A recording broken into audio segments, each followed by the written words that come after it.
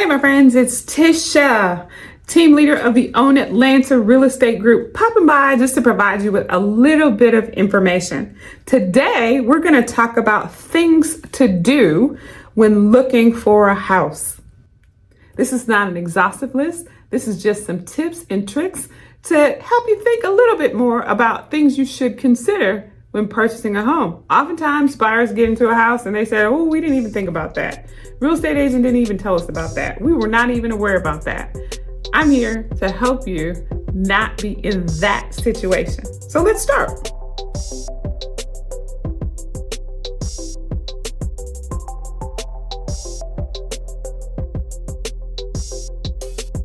Number one, and this is in no particular order, do your research on the neighborhood. Due to fair housing law, there's certain things that your real estate agent cannot tell you during a real estate transaction. But we have the internet now, and you have the ability to go check out a neighborhood before you get there. You can speak specifically to your agent about what things to look for and what may or may not be red flags that maybe you hadn't considered. But some of the research in you purchasing a home is on your own. Researching the neighborhood is something you should consider. Second, get pre-approved for a mortgage in advance. They want to start looking at properties and they think that once I find the house, then I'll worry about the pre-approval. Wrong order. You need to have your finances together first, because what if you go out there and you find your absolute dream home? And the buyer that came yesterday thought it was their dream home as well. And they're pre-approved and they're ready to go. And you got to go back to your lender and see if maybe possibly you can get a mortgage. What's the likelihood you're going to win that? And it's been my experience that when a buyer goes into a house and they can't get that first one they fell in love with, they'll start comparing every other house to that one. And it starts a downward spiral through the home buying process. Get it pre-approved. I say that that's the hardest part to buying a home, but it's the most important. We can find you a house, but can you buy it? You want to know for sure.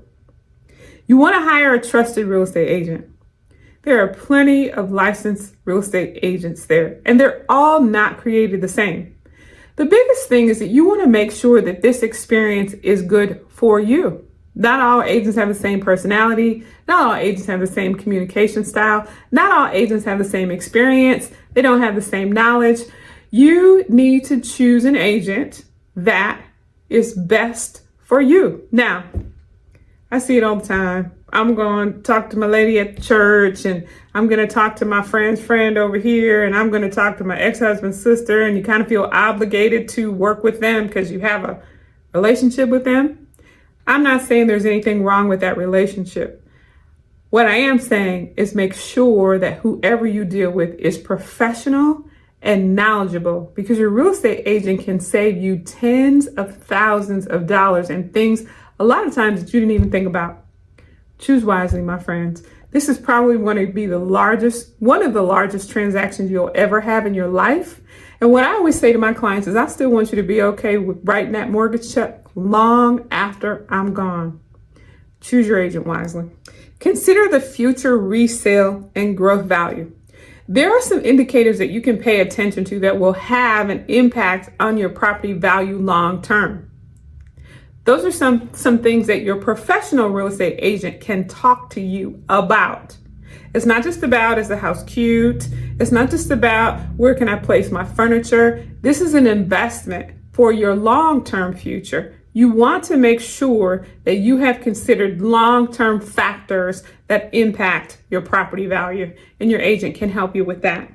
And finally, and this is important, and it goes back to getting a mortgage pre-approval first, and that is evaluate your financials and set a budget.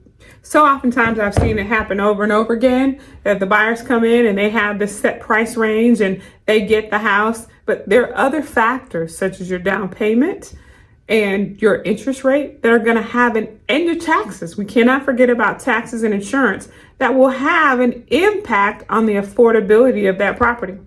So just because you can afford a certain amount as far as the price of the house, let's say it's $500,000, There are other things that are going to factor into how much your monthly payment is going to be. So while you might be approved for that $500,000, you may not be comfortable with that payment. And that's when you can get into what we call payment shock.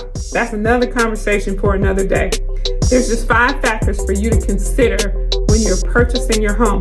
These are the do's. Stay tuned. I'm going to share with you the don'ts in considering purchasing a home. Have a great day, everybody.